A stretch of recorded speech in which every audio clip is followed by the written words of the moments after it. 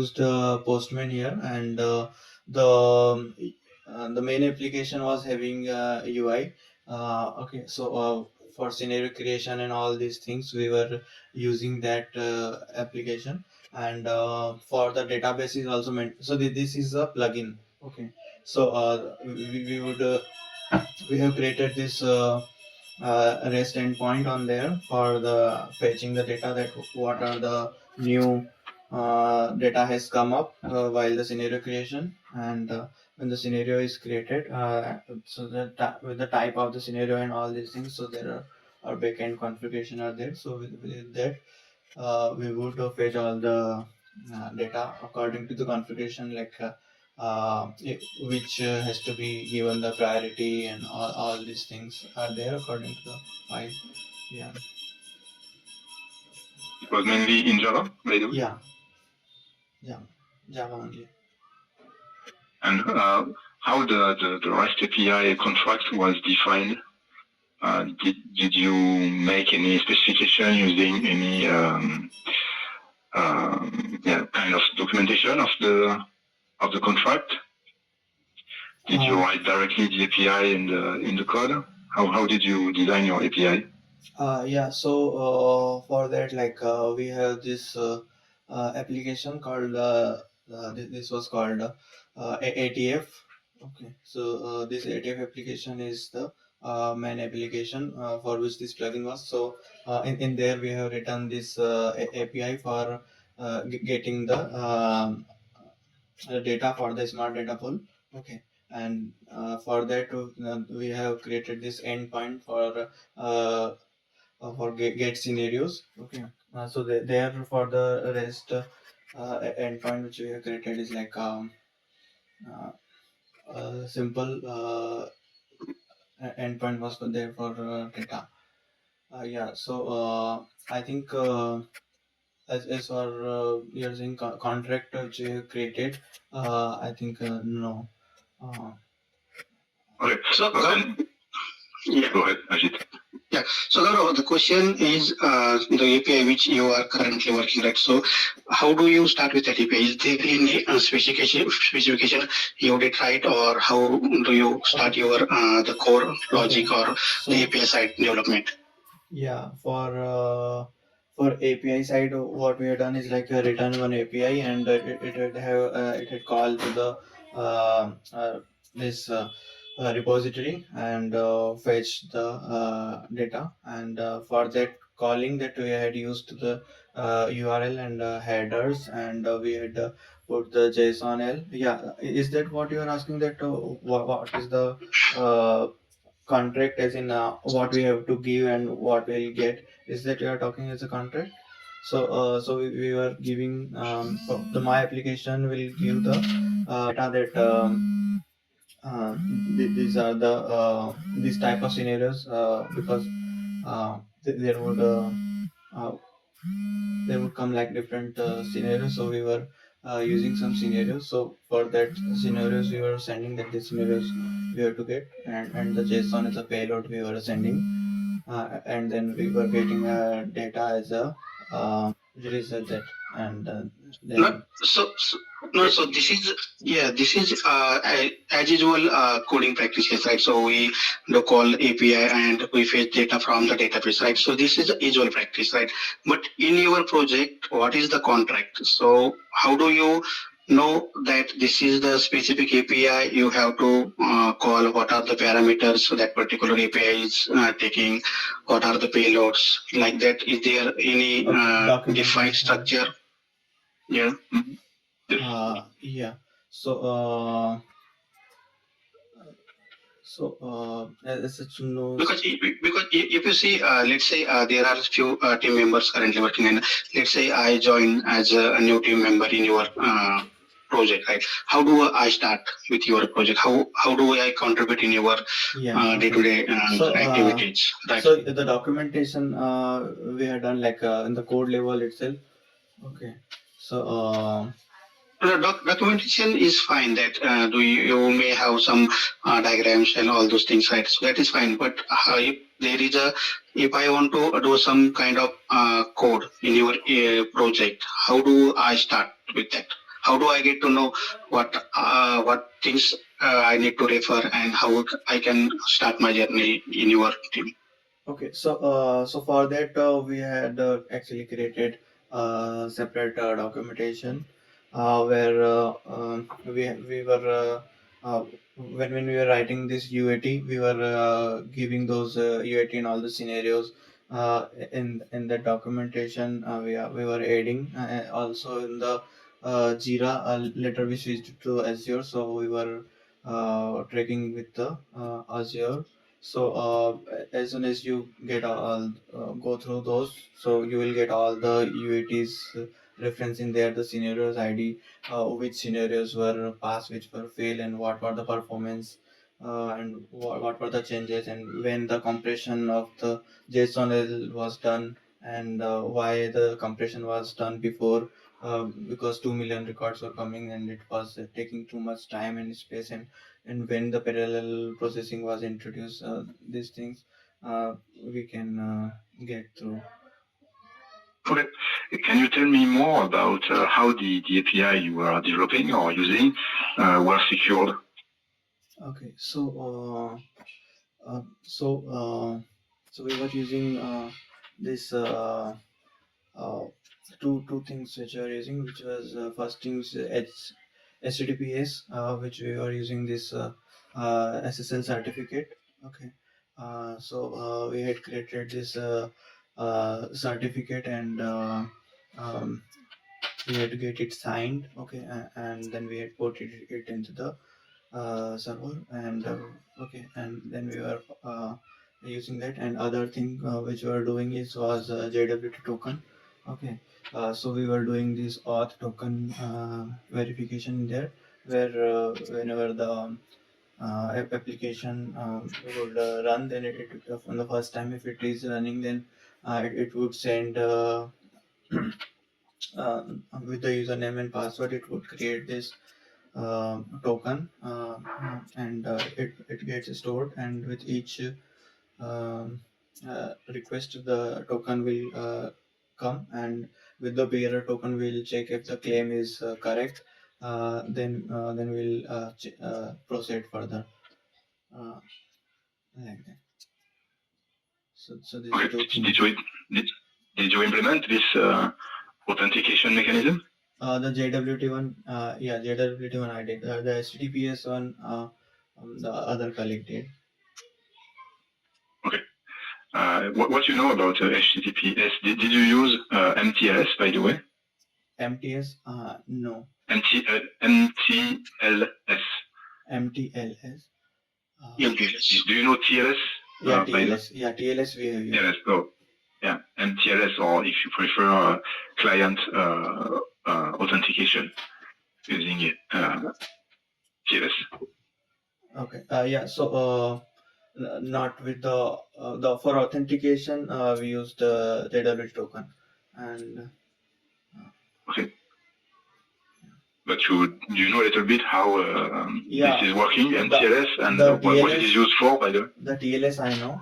Okay, so as soon as like like a SSL handshake, for SSL handshake, we for securing, like so that only the people with the certificate is able to access that. So this is why we'll have this SSL. Okay, so what we'll do is like we have uh, so that Really, the person who has the certificate, because the certificate isn't it public, by the way? So in TLS. The certificate, who creates the certificate and who signs the certificate? Are you talking about that? No, you just told the one who has the certificate can access the API, or maybe I misunderstood what you told. Okay, so yeah, so what we done is we had created this key tool and trust key center and trust center, which we have created. Means I was talking about the process of creating the SSL certificate and getting it signed. Okay, yeah, okay, yeah, understood.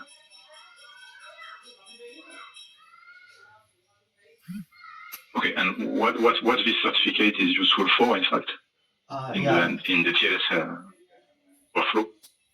Yeah. So for the TLS workflow, for that we have this key tool which we have. So we will keep this after getting certificated, and all the certificate when we have signed, then we will keep it in our application folder after signing. Then we'll in our application we'll give the details of the certificate password and all. Then it will be able to access with those. My question, okay, I get about the process. My question was more about how MTLS is securing the communication, or what it is securing in the communication. What is it taking care of? Port number. It is securing the our endpoint, or we can say that particular on particular IP, a particular port which is getting secured with this. But I mean, what is giving some guarantees on the security, or what part of the communication is secured using this protocol? Okay, so this is a network protocol. So whenever we are calling this, so network layer. No, you just tell me if you apparently you just you were using it, like configuring your application with the right certificate, so that the application supports HTTPS, correct? Yes, HTTPS. Okay. And me, I wanted to know if you know about how the TLS is really working, which part of the security is it covering. This or it's still a blur area for you. I think I'm not getting what you're asking. Maybe I'm not aware of that you're saying. Okay, we're just saying like the TLS, it is a way, in fact, to secure the communication, which handles both authentication of the server part. So me as a user, I want to make sure that the API I'm using is really served by the entity that claims to be this entity. Like, okay, I'm connecting to MasterCard. I would like to make sure it is MasterCard when I'm getting some information. So the HTTPS certificate is there to guarantee that, okay, whenever I get this certificate from the API, if I can validate this certificate has been signed by a trusted authority, then it's making sure that the domain is really MasterCard, and I can trust the data that is given back, or I can even I can put my kind of authentication of the server, and it is secure. Yeah. So it's an authentication. So there is one part which is the authentication of the server from the client, and then there is another way of securing the communication using MTLS. So there is the authentication part, but also, do you know which other part? MTLS? Yeah, no, just TLS simply. So which other aspect it takes care of, you're asking? Yes, exactly, about the encrypt. Sorry, about the securing the communication quickly and. Yeah, so it encrypts the data, right? So. Yeah, correct. That was my point. And you know about this now the MTLS, what it is adding on top of this? No, I'm not sure about the MTLS. Okay, no problem. Just MTLS is bringing the client part, the client authorization part, authentication part, meaning my server allows some clients to connect, but not everyone. Only the one who can present a valid certificate in the handshake. So same thing for the server, but on the client side. So in the handshake, we have both server certificate exchange and client certificate exchange. What about, have you ever used the over authentication mechanisms, by the way? Like you were talking about the JWT, yeah, over mechanism. Yeah, so we had used the auth. So which one? uh, What? Yeah, but, auth 2. oops, okay. Yeah. So Yes. so for that, what we are doing is like uh, with the JWT token, we are using that, and whenever there is a like I explained, like get the token using the username and password and store in it, and uh, then we'll when the with the client the when it is returned back with the next request, then we'll authenticate it using the bearer authentication, and then we'll check if the with the what we say um, uh, client uh, I'm missing that word I just said. um, Claim, yeah, we check the claim if the claim is correct and all the details are correct in that, then we'll proceed with this. Okay. About an API, how do you simply develop an API using Spring Boot? How do Yeah, you implement an API in your application?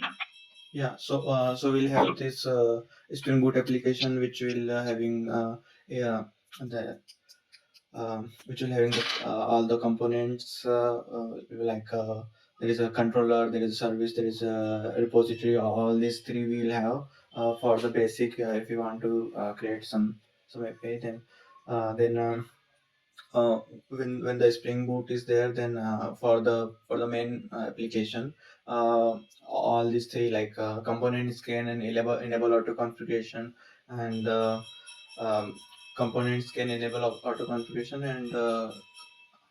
and controller, I think.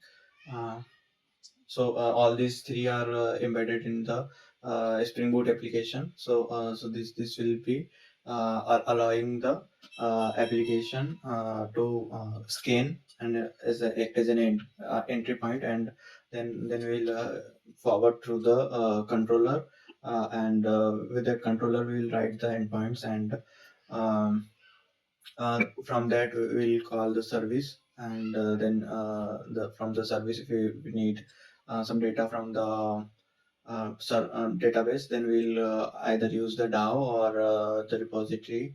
Then we'll call the like get ID by something when we are using the Hibernate. Okay, so get name by ID. So we'll have that. What we are calling that get by ID? Is there is a specific name to those methods, right? So From where you from how you are getting exploring those methods? How do we get? This is we were using JPA. Okay. JPA persistence repository, Java persistence application, or I think there is some I'm missing the full form. And I'm not sure about the it's API, maybe API, Java yeah, Persistence Java API, Persistence, yeah. or not sure. Yeah. No problem. Yeah, okay. And okay, have you ever used some prepared statements, by the way? Sorry? And, have you ever used prepared statements? Yeah, prepared statement. Yeah, we have used a prepared statement, and in there we had created multiple steps. In multiple steps, we would create the and pass the parameters in there. Okay. And while using ORAN, by the way, did you encounter difficulties, or which challenge did you have to face, and how did you solve them? Yeah, so when I was using this Hibernate, so there was like when we were having these two parameters we had to send, and then the first time when I was using, so there was like get element by ID, and the we had to get element by ID, and the department is also there. Okay, so for that I was facing issue with the ORM. Then okay, then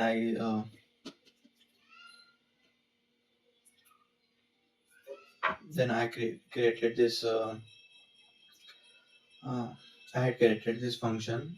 Firstly, I was using @query. Okay, then later I switched to this. Uh, Actually, I missed. I'm not recollecting at the moment. And if there is a scenario where you have to pull the data from different tables, how do you manage that? So Okay. ORM. Okay. So for that, uh, mm,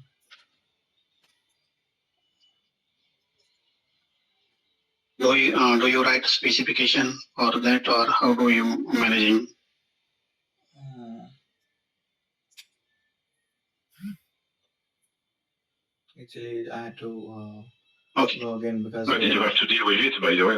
yeah, Because maybe your data model was not it's that just complex. a brush up away because I just I had done all these things just getting in the Because as per your explanation, it seems your project is having too many performance issues, right? Maybe you are having too many transactions, right? As you mentioned, right? So you have to take care of all those performance things in your API, right? yes.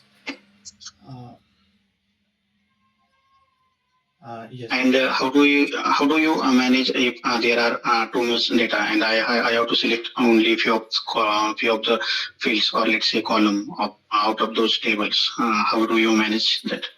So we'll I would do limit and offset in the query when we are using query.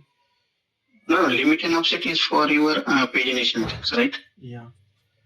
Mm, But if I want to select, if there is a table with let's say 15 or 20 columns, and I have to select only out of 20 columns, I need only 5 of them, right?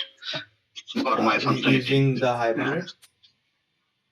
Yeah, or any scenario In your with Hibernate. Yeah. Okay. So when we're using this prepared statement, we will uh, uh, I would write those in the query and that whichever is required. Uh, is it? Yes. Is this the correct way of doing that? Is what is the best way of handling that? Um, Okay, fine. Um, yeah. In your resume, I can read that you used WebSockets already. Was this in this latest project? no. This was Okay. in the previous, like 3 years ago. I had a scenario. And could you tell me more about how it was used and what was the interest of using it and how did you put this in practice? Okay, so there was a two-way, like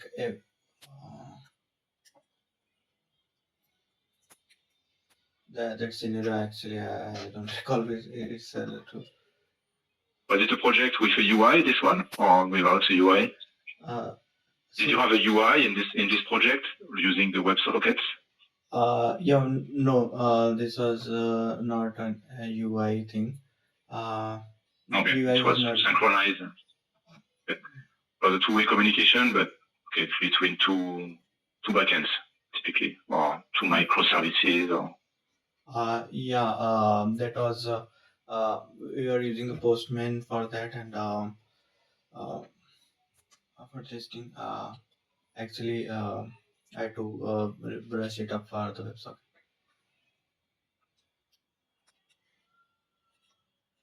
okay. And do you have some experience on the? It seems so that on the UI development using different frameworks. Which framework did you practice the most to develop your UI? Okay, so in the starting of my career, I had used this PHP and this HTML CSS I was doing. Then I had uh, a small means I was not extensively working on the front end, but when in some changes are there, then I was doing. So with Okay. this React a You little did bit, some. I have worked, yeah, on the the specific part I was working was the redirecting and all these things that I have done. Okay. And do you have some experience on Angular? Angular, a little less than React, means not much. Yeah. So I need to brush up. Means Angular. It's been a long time. Okay. I've got a smaller size for you. Okay. If you allow me, I'm gonna share my screen. Okay.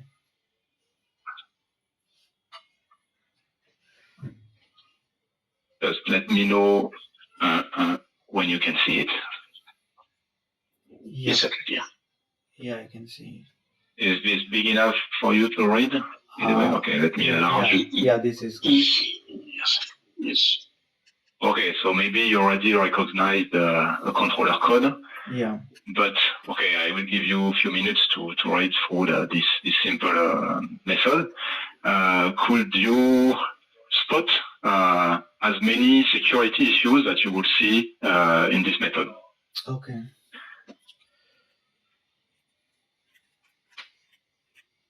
So query select.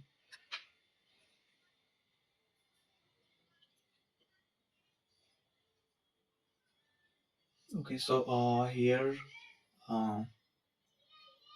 you are like query I have directly put.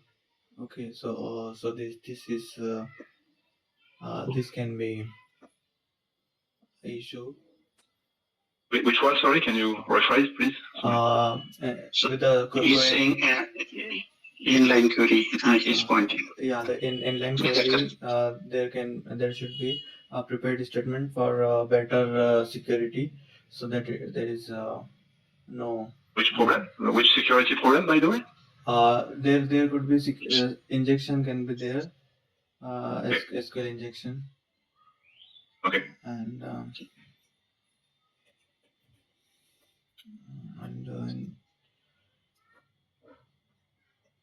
get mapping logging directly. Okay. And this is you are also writing the connection here itself, and you are okay. You are logging in here, okay, and giving the request params. Okay, so this is also like uh, there should be a different uh,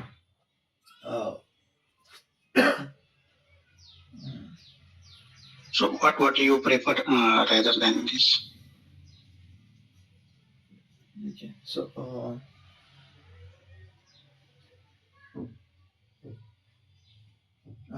I would prefer that connection should be coming from outside. Okay, and Outside means from where? From a repository, not repository, like um, a different connection class we would have. Okay, so But still, it is a part of your project, right? no.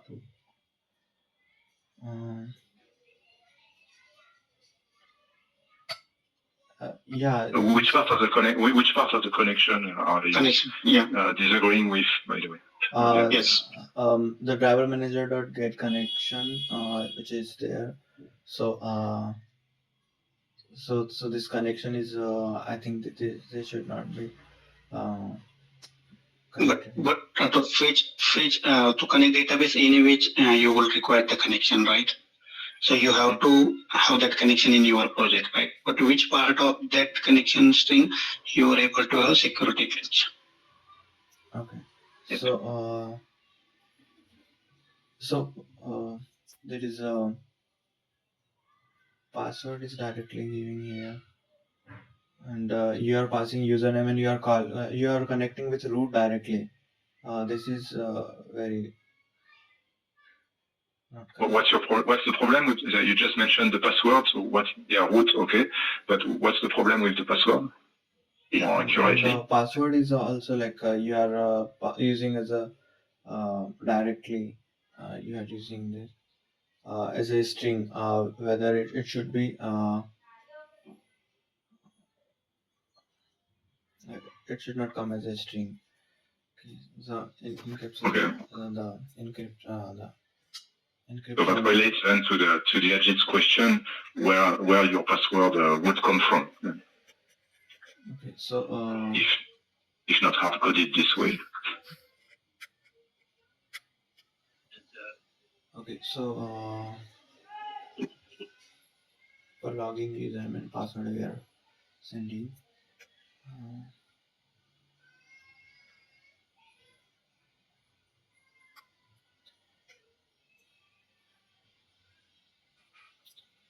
So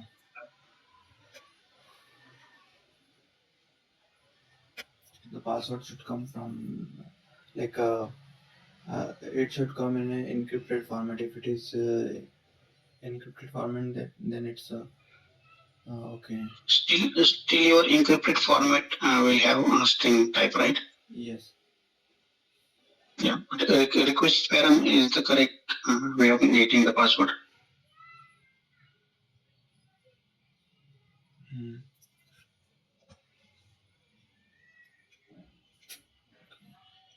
Hmm.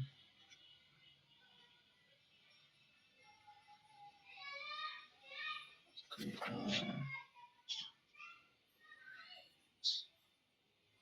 Really insecure. It has been designed to be insecure, this one. So there are many things that are wrong. So please take your time, 2 or 3 minutes, Yeah. and then we will maybe switch to other questions.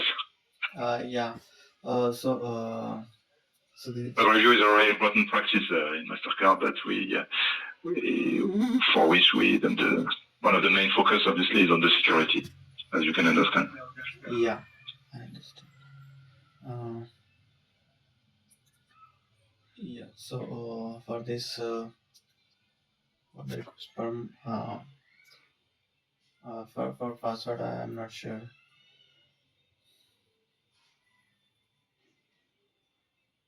Okay, about the logging, maybe what is everything okay?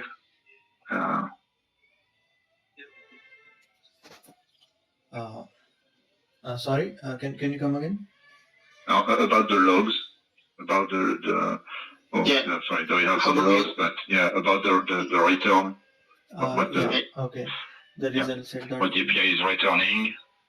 yeah. So this is returning This is fine. a string, and if the result said is logging successfully. And if there is any issue, right? If someone has reported that particular application is having issue, how do you get to know that what issue is facing? As an end user, I am just getting that functionality is not working, right? Yeah. So as a developer, what you will do means how do you get to know that what is the issue that end user is facing? Yeah. So for that, yeah, we'll have to have these logs. Okay. This is and for the logging,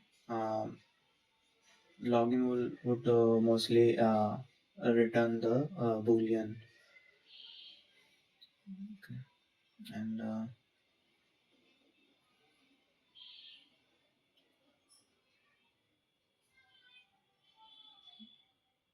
And because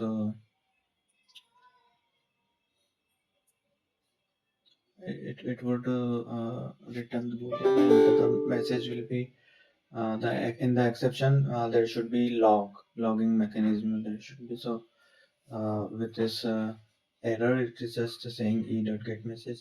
So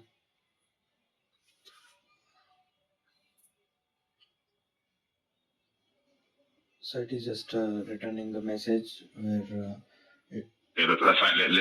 Let's switch to something else. We don't have a lot of time, so just maybe this one. Can you tell something about this one quickly?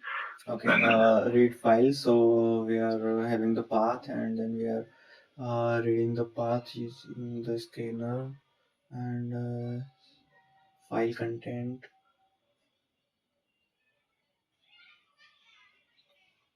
as next line. We are appending to the string builder in scanner. The next line and append in the new line. Okay, so this one is like uh,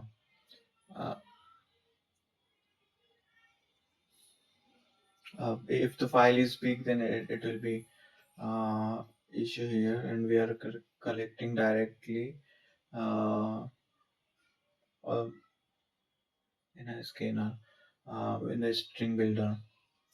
Okay, and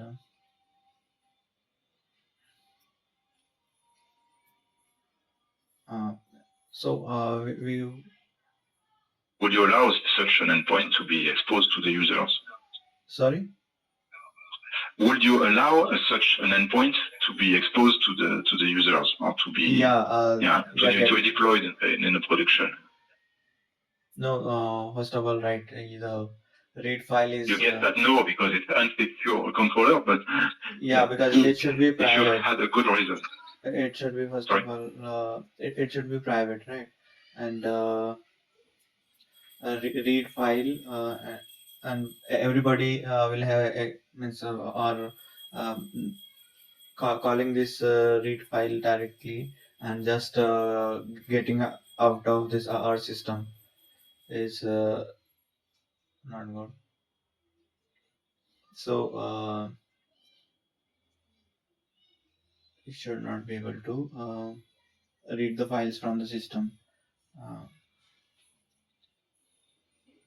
Okay, so let's switch to something else, maybe in the remaining time. About the performances of your application, or the one you developed, did you do some performance tests, and did you face any issue? What did you have to take care of to make sure that the application was efficient? Yeah, so while reading, I was not doing, I was writing, and there was a JSON-L.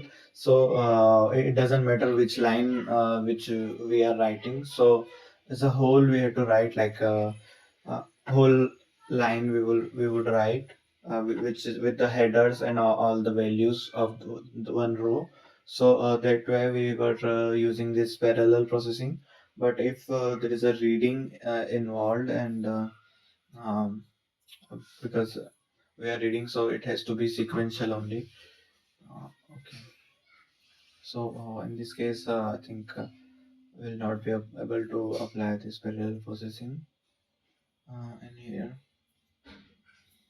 And my question was more about, did you do some performance test? Yes. And it was all okay? Yes. Did you have some bottleneck to identify, and did you have some bottleneck to solve? Okay, so we had this performance testing for like for the 2 MB file, and where the 2 million records were there. So we, for the creation of the file which we had used, so then we had used this multi-threading in there. So the parallel processing can be applied, and the files is generated. We are reading each file, means each record line by line, and uh,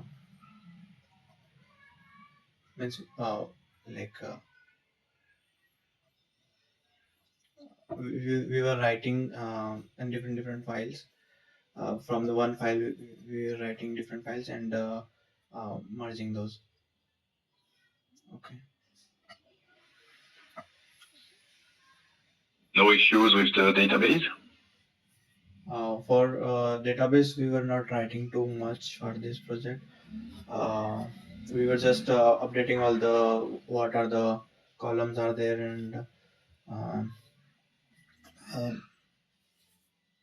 um, the column names and all the details of the files we were putting in there. Uh, Okay, so What was the throughput that was expected for this application in read and write? The throughput. Yeah. How many transactions per second, or how many access to the database, to the application itself for read and write per second? Like, Yeah. So for smart data pool, there was uh, it was not the transaction. It was working for the transaction after the transactions are made. So this was when the 2 million records happen, then it would fire. Uh, yeah, so every 5 minutes it would run on this application, while the ATF was it would have 2 million records per second, 2 million transactions. oh, so it's huge. Yeah, so yeah, that was big. Yeah. And okay, you told me you had multi-threaded application. So, but how do you make sure? How do you deal with multi-threaded application? What you need to be aware of when you manage a multi-threaded application, and what are the tricks? Like, Okay, so when we are handling with multi-threaded application, then we'll have to make sure that it is seamless, because if some thread is working on it, and suppose the other thread comes and changes the value, and it will all gone wrong. So we'll have to properly use the synchronized block, and the keyword wherever it is necessary, and all these things we'll have to take care of, so that it does what it is meant to work for. okay, and if you would have some if you would need to synchronize some applications that are distributed, meaning I want to deploy several active instances of the same application as a server, and I want to avoid any concurrency issue. What will you do for that? So we want the synchronized also, and Yes. no And you are not in concurrency. the same JVM. Yeah. We are on the same JVM. No, you are not, because it's a different system. Yeah, right. Right. So different systems, different systems work on different things. Uh, so if you are having interconnected systems and interconnected JVMs, or if it is just different services, then we can use this transient if we want to the transient is for transactional thing. Okay, we have to enable the transaction. But you are asking about the synchronization, that how we prevent different application to not use the same data. So yeah, we can use the concurrency things, right? Atomic variables we can use,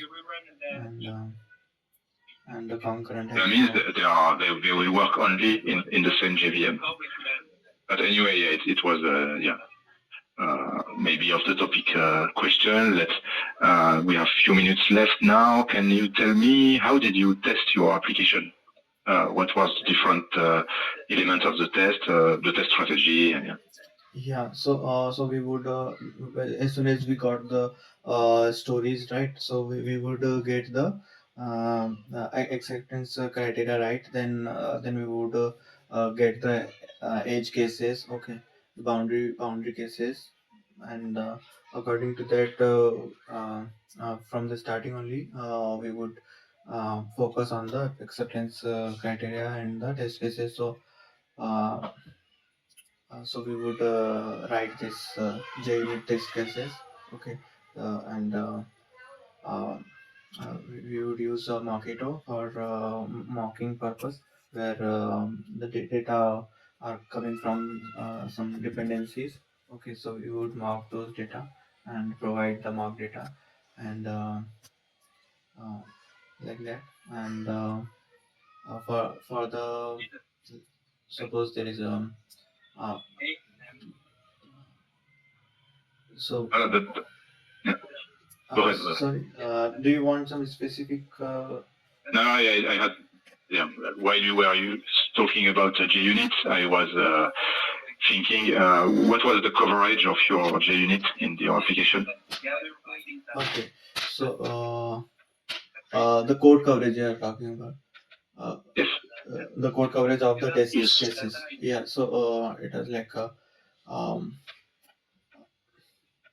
the code coverage was like 77%. I think it was 77%. Okay. Do you have any constraints about that, like the minimum to comply with in your organization? Yes, there has to be like around 75, above 75 to 80. Okay. Yeah. Okay. Okay, so you write the unit test, and afterwards, what kind of overtest did you do, and how did you do them? Okay, so when we Not only in this project, by the way. If you have other experiences of tests and so forth, just talk me about the test tools you are used to. That's what's interesting. Yeah, so mostly these two only we use. JUnit and These tools are the Selenium and other things are you talking about? The testing was the unit are white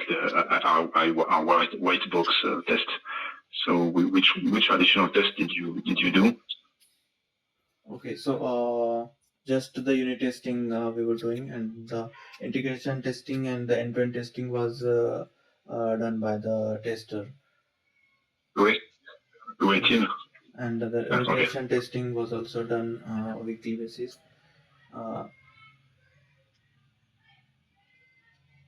Okay.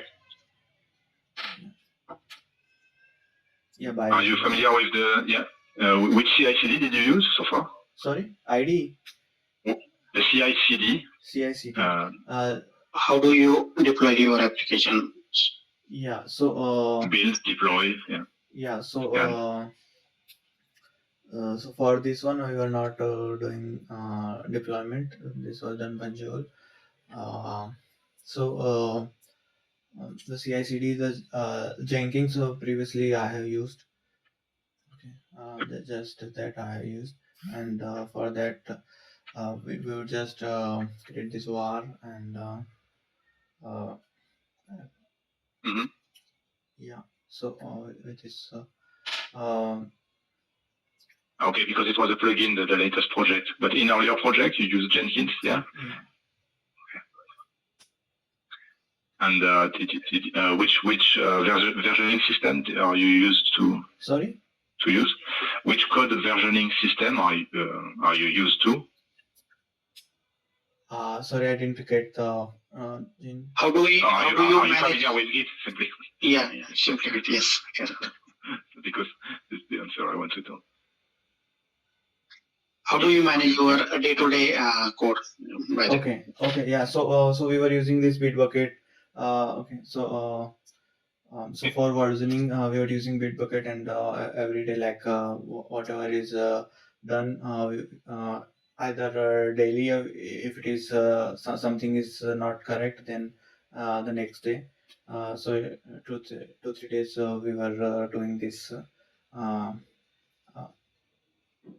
push in our feature branch. So what we are doing is, if it is a feature or bug, then we would create this branches from the development branch, and all of those, then we would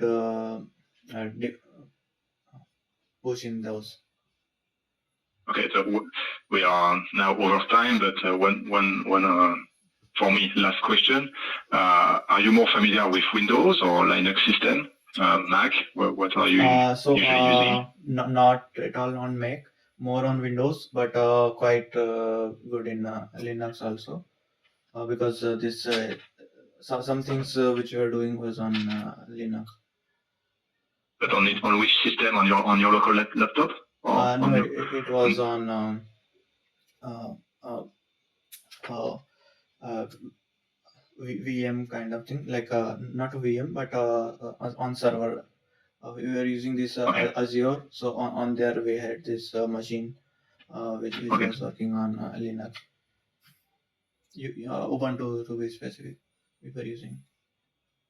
Okay, and you told that also you told that I see in your resume that you had to deal with Kubernetes and microservices. Yes. In which context was this?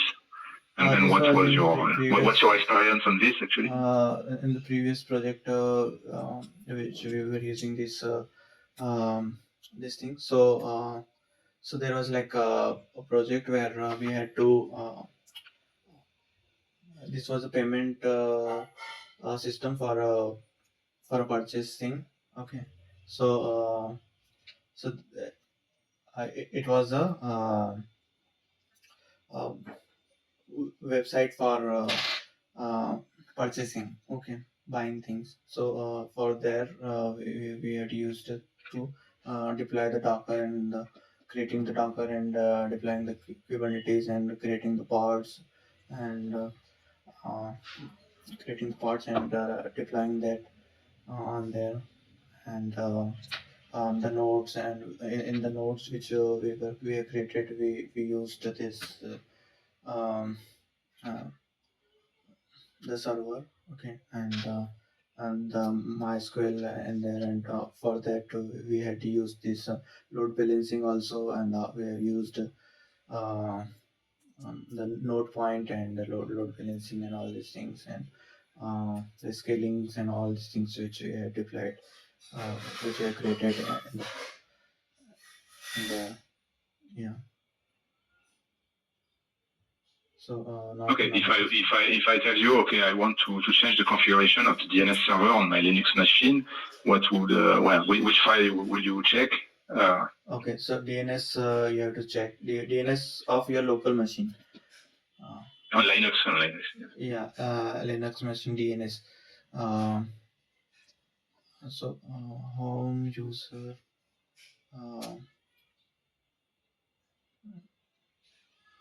network. No, I'm not sure where the Okay, DNS. okay, no problem, no problem. If you want to find any file on your Linux file system in command line, what would you do? What's your method? Okay, so finding a file in a particular folder, right? Yeah, exactly. Yeah. You've got a bunch of folders. You don't know where is the readme.txt file. Please give me a command to look for it quickly. Yeah. So for that, there is a command like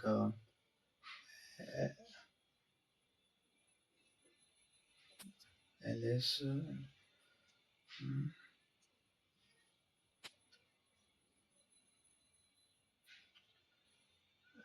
That Let's try another one. Okay, you've got several files in the same directory. You want to check. You want to quickly know which file is containing the chain hello world. inside the file. Yeah, these are txt files and not binary, of course. Okay. So.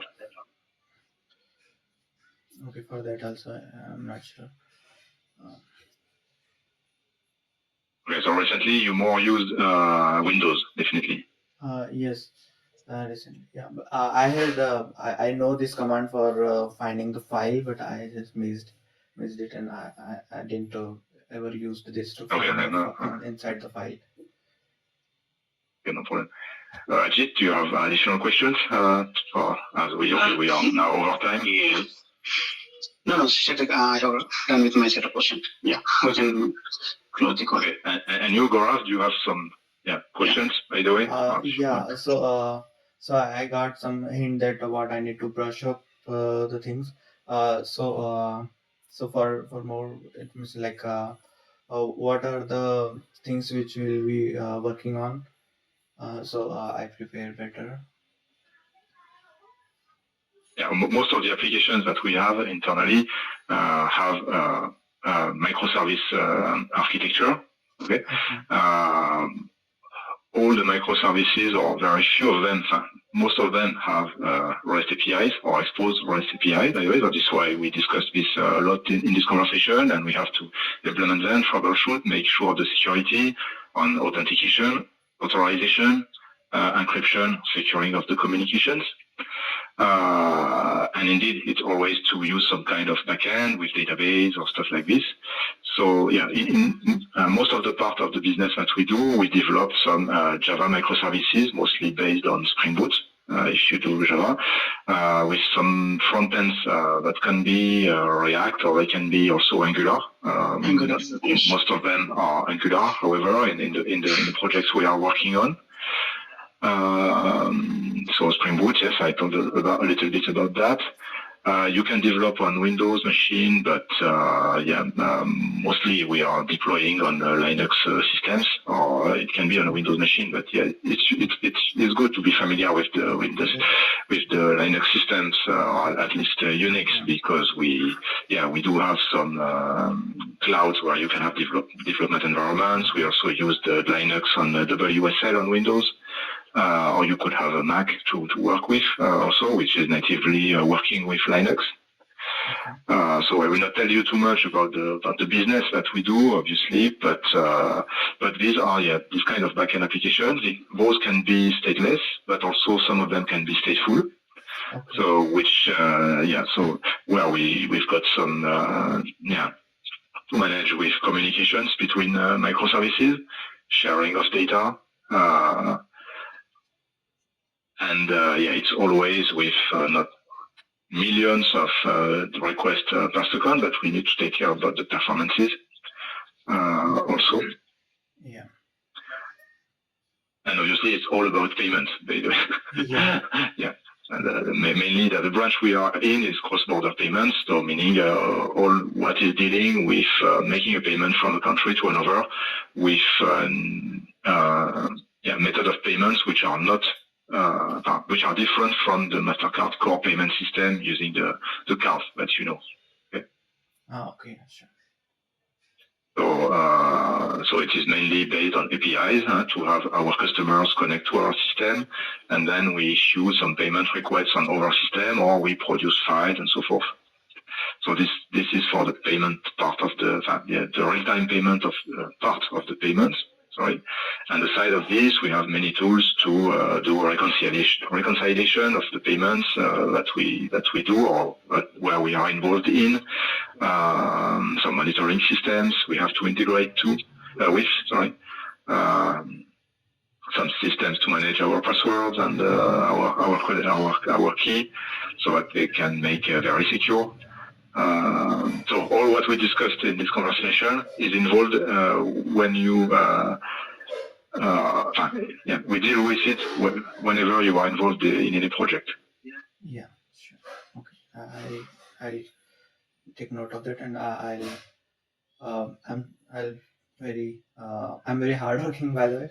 So whatever the things I'm learning, I'll surely refresh all the things, and looking forward to join. Yeah. And what's driving you on a day-to-day basis? Sorry? What is driving you or motivating you on a day-to-day basis? I mean, if I want to give you something that will be funny for you as a development, obviously, what it would be? Yeah, so my core thing is like helping people is the more thing. Like if I make something that make someone's life a little bit easier, then it makes me happy. And all of the things if I'm doing something for someone, then I would give like 100%, so that if somebody have given me work, then they should be able to rely on me. And good, that's a good value. Great. Yeah. Okay, that's fine for me. Okay. Yeah. Thank you. Thanks. Yeah, thank you, Gaurav. Take care, and see you later. We will let you know. Thank you. Yeah, thanks. Thank you.